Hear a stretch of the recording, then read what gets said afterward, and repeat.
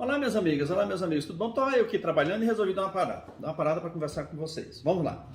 Lembrei de um internauta, de um seguidor, que me fez uma pergunta. Estou estudando para o concurso público. A PEC 32 vai prejudicar a minha eventual estabilidade? Naquela oportunidade eu fiz uma resposta bem rápida, porque foi por escrito, inclusive, não tinha como a gente desenvolver tanto como eu pretendo aqui. Respondi para ele, olha, você tem apenas que estudar. Se preocupar com PEC 32, 35, 40, 150, não interessa. Estude. Por quê? Porque você vai deixar de fazer o concurso público porque não tem estabilidade? Você vai deixar de perseguir um emprego público porque você não tem estabilidade? Creio que não. Pensamento meu. Muito bem.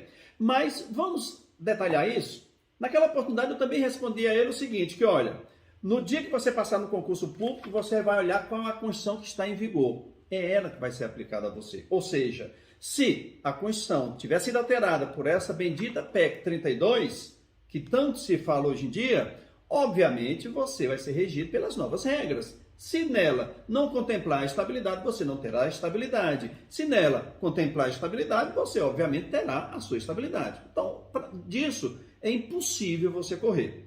Mas, exatamente em razão dessa dúvida, eu resolvi dar uma burilada, uma olhada, uma analisada, uma estudada na PEC 32. Muito bem, eu não costumo fazer isso. Por quê? Quando se lança uma PEC, normalmente na área de servidor público, eu só leio depois que ela vira emenda.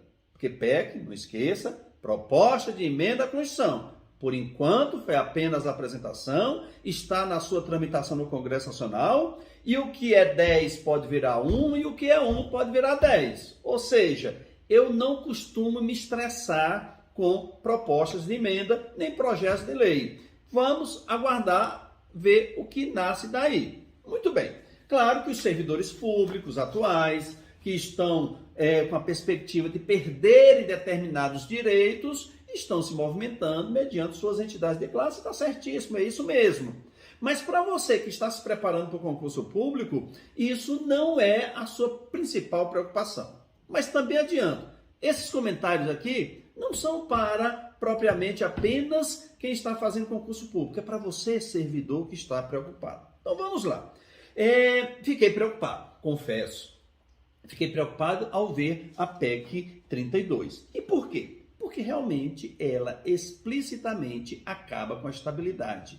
Este é o pressuposto desta bendita PEC. E mais ainda, ela mantém a estabilidade para os cargos típicos de Estado. Pergunto eu, por isso que eu dei essa parada. O que é cargo típico de Estado para você? Ah, professor Zélio, polícia. Não sei. Ah, professor Zélio, juiz.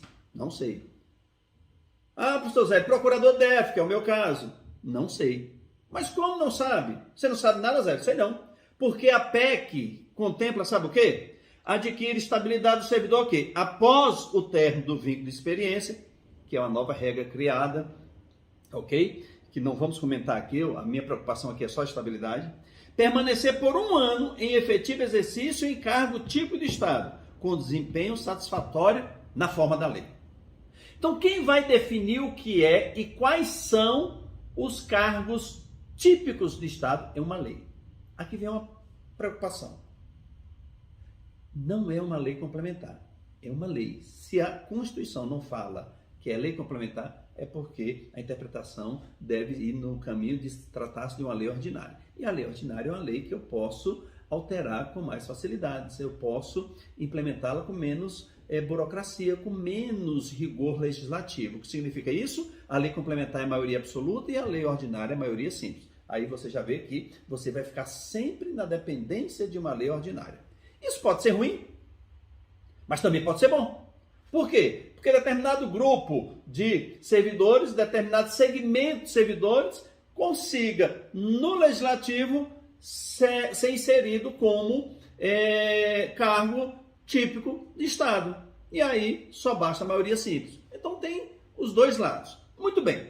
Mas vejam só. Então, primeira conclusão. Realmente não há que se falar em estabilidade depois da se essa PEC vier a ser aprovada e convertida em uma emenda à Constituição, salvo para os cargos tipo de Estado. Então, de regra, com essa proposta, não pode realmente, não haverá mais realmente a estabilidade para o servidor em geral, com as exceções, repito, dos cargos tipo de Estado.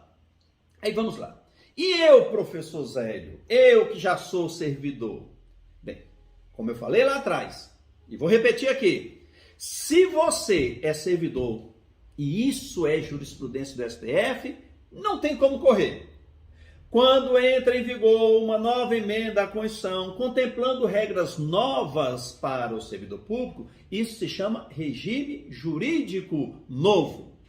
E o servidor não adquire regime jurídico em caráter definitivo. Ou seja, não há o direito adquirido a regime jurídico. O que isso quer dizer? Isso quer dizer que você, servidor, que está no serviço público, e amanhã entra em vigor a nova regra, vamos imaginar, de aposentadoria, de aquisição de estabilidade, ou de perda da estabilidade, por aí afora vai, você passará automaticamente a ser regido pela nova regra. Como assim, professor Zé? Sim. Eu vou dar um exemplo bem absurdo que eu costumo falar isso em sala de aula. Se amanhã entrar em vigor uma nova emenda dizendo que para você se aposentar, você tem que ter pelo menos 150 anos de trabalho efetivo, sem faltar nenhum dia, essa será a sua nova regra. Mesmo que você já tenha 20 anos, 10 anos, 15 anos na administração pública como servidor. Então, regime jurídico não se adquire. Isso é jurisprudência do STF, ok? Isso é jurisprudência do STF pacificada. Muito bem, então voltando para cá. Então, se você é servidor, entra em vigor uma emenda, fruto dessa PEC, e diz que você não tem mais estabilidade, você só tem 1 ano no serviço público, 2 anos no serviço público, não é isso? Porque hoje são 3 anos, 2 anos, 11 meses e 29 dias, você não adquirirá essa estabilidade. Por quê? Porque a nova regra diz que você não tem estabilidade. Ponto final. Mas, como eu sempre falo também, nós temos que fazer uma análise sobre a perspectiva política também, não apenas estritamente jurídica. Normalmente, essas emendas, que vêm mexendo principalmente com o direito do servidor, ela traz regras de transição. E diz o que ela bem entender como um presente, eu costumo dizer isso, é um prêmio que o legislador constituinte derivado, no caso reformador, entrega para aquele cidadão servidor público que já está no serviço público. Não é justo, é até uma questão moral, direito não é só lei posta, direito também é moral. Então, não foge a lógica.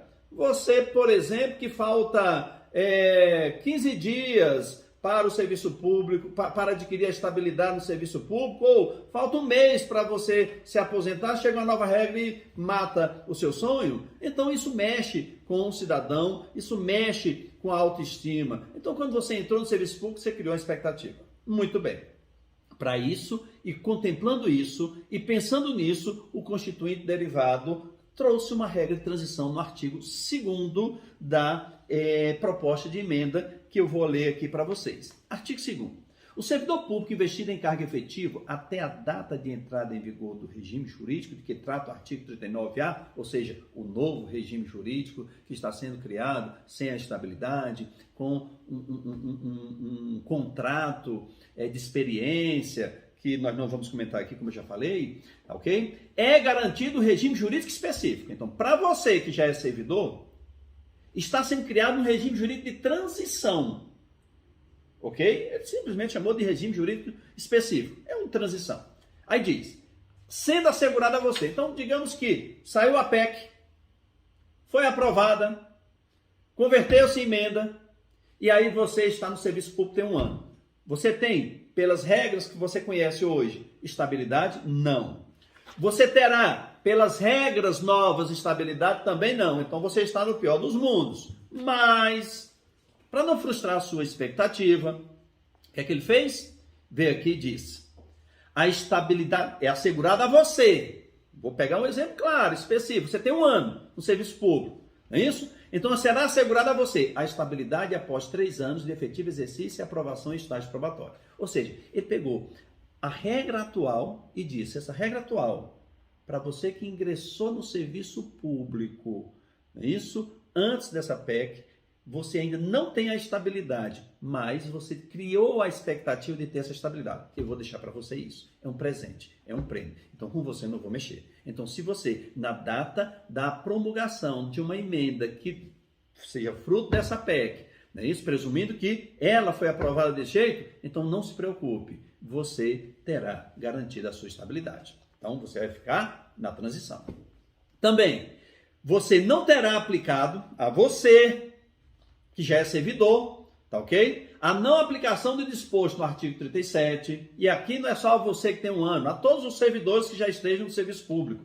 A não aplicação do disposto no artigo 37, caput, inciso 23, alíneas A a J da Constituição, com a nova redação. O que é que diz esse 37, inciso 23? Diz que diversos direitos do servidor que hoje nós conhecemos, como por exemplo férias em dobro, como por exemplo licença-prêmio, diversos desses direitos você não vai ter mais direito. Ou seja, o servidor público do futuro não terá esses direitos, porque o artigo 37 expressamente exclui esse direito. Olha o que diz o artigo 37 nesse particular.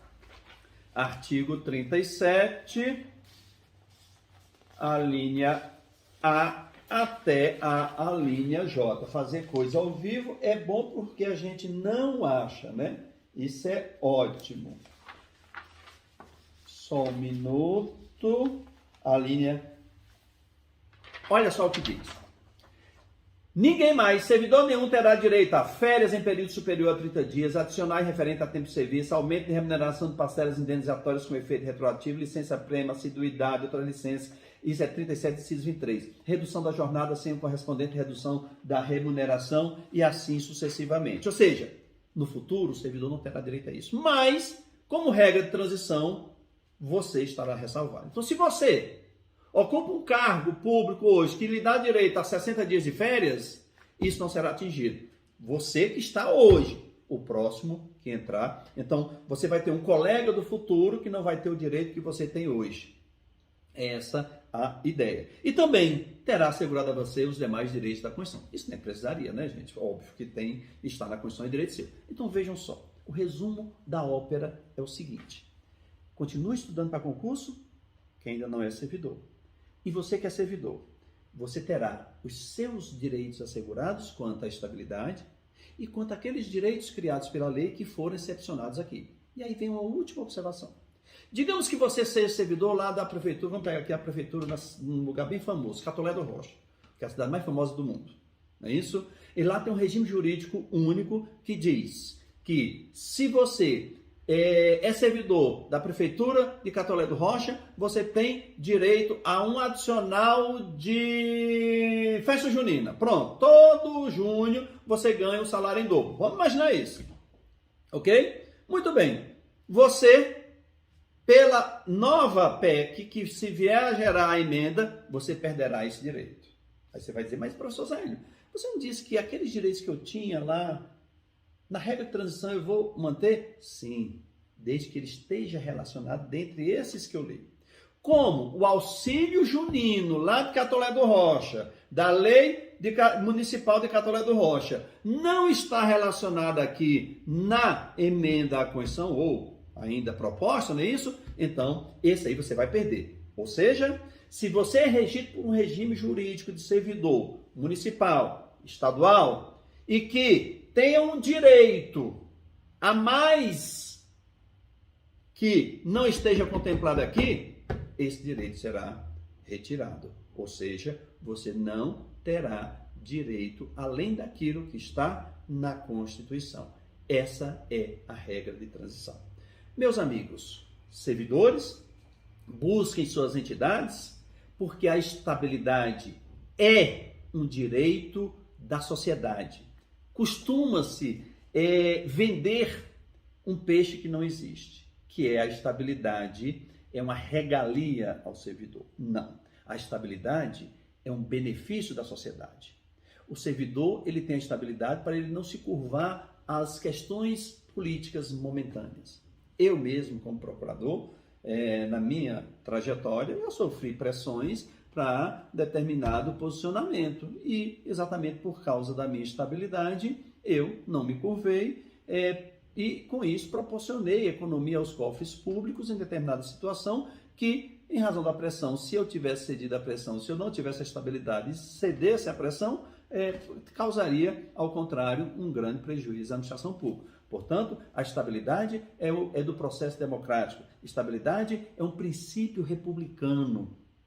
Eu costumo dizer em minhas aulas que a república é o quê? É a administração para todos. Daí vem a impessoalidade, daí vem a publicidade, daí vem a eficiência, e daí vem, obviamente, consequentemente, a estabilidade, que é um desdobramento da impessoalidade. Se você não tem estabilidade, a sua impessoalidade pode ficar prejudicada. Então, nessa perspectiva, você, servidor, vá buscar suas entidades de classe, busque pressionar suas entidades de classe, os seus representantes, porque eu posso até discutir que a estabilidade pode trazer um ou outro vício aqui ou acolá. Agora, acabar com a estabilidade, não. O que faz com que a administração pública funcione bem se chama gestão competente. Com a gestão competente e servidores valorizados, nós teremos uma administração muito proba. Nós teremos uma administração pública pautada na moralidade. Depois nós conversaremos mais e não esqueça, sempre estaremos aqui e aguardo você no nosso canal do YouTube.